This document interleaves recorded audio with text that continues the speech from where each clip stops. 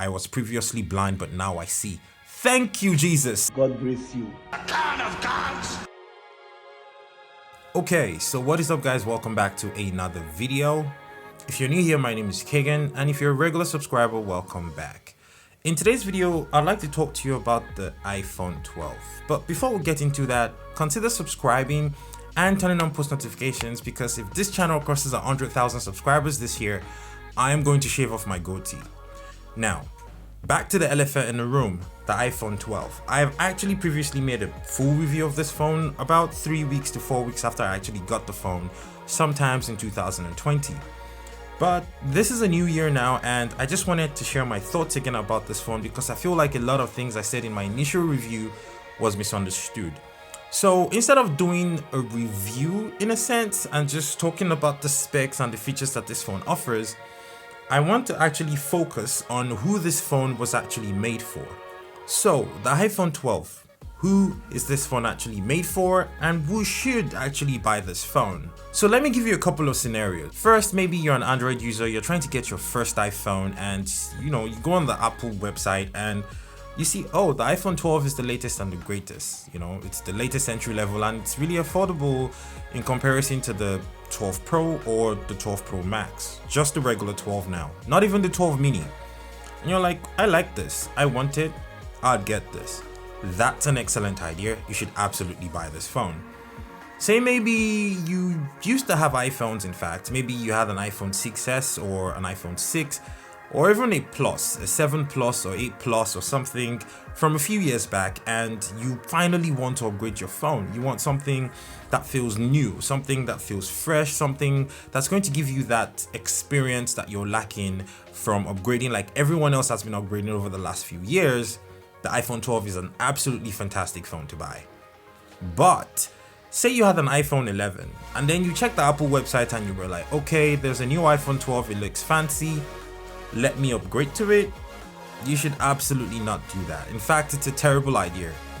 And I'm not just saying that because I feel that the iPhone 12 and the iPhone 11 are basically the exact same phone, which I do, but whatever changes or differences that they told you or they're trying to sell to you or market to you that are different with this phone, and they've changed with this phone and they've improved with this phone, are just that, marketing.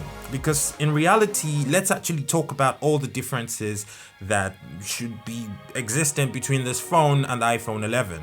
The first thing, that's the most obvious thing when you pick up both phones and you look at them that's different, is going to have to be the design. So, do you think the new design of the iPhone 12 is better than the iPhone 11? Obviously, that's always going to be subjective, but personally, I do. I think that the iPhone 12 actually looks significantly better than the iPhone 11. But obviously, looks aren't everything. Performance also matters. And when both phones are put side by side, running the exact same apps, they perform exactly the same. There is no noticeable difference. Keyword being noticeable.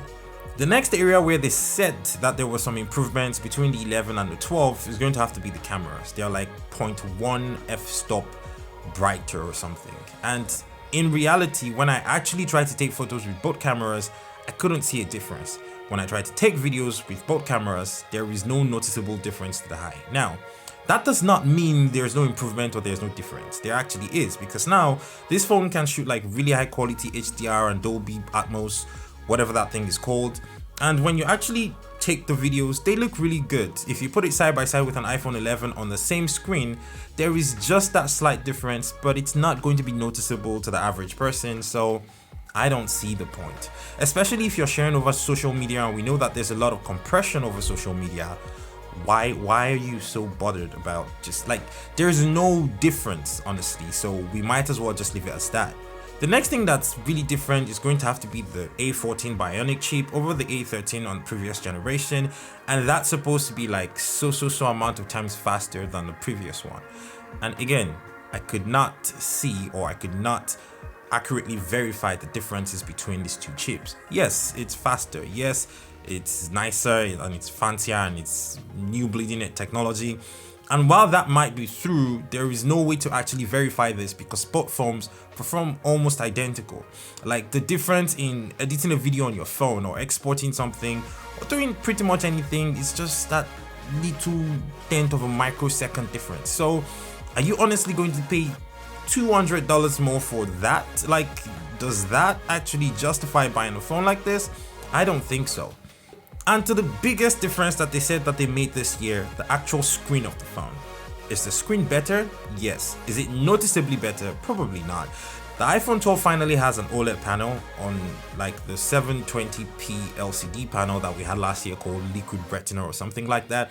And while that screen LCD is not supposed to be great, it's not bad either. Like when I use this phone, or when I started using this phone from the iPhone 11 from last year, I did not feel like, oh my god, this is such a huge jump in screen quality or the quality of the screen of my phone. I can see the world now. I was previously blind, but now I see. Thank you, Jesus. God bless you. I never felt that way, and honestly, you probably wouldn't feel that way either, because I feel like a lot of these things that we've been conditioned to actually want, expect and love from our phones are just severe mental conditioning. Like there is absolutely nothing wrong with the LCD screen from last year, so why are we, why? I don't get it. What exactly is... So ultimately the answer is very simple. If you have an iPhone 6, an iPhone 7, an iPhone 8 or the Plus versions, or maybe even an iPhone 10, this would be an excellent phone for you to upgrade to. It's going to be significantly better than what you currently have, and you should absolutely upgrade to this phone. I support you 1001%. If you have an iPhone 11 and you're thinking of doing that, it's a terrible idea because it's a lateral movement in my opinion, and the differences just do not justify the price difference.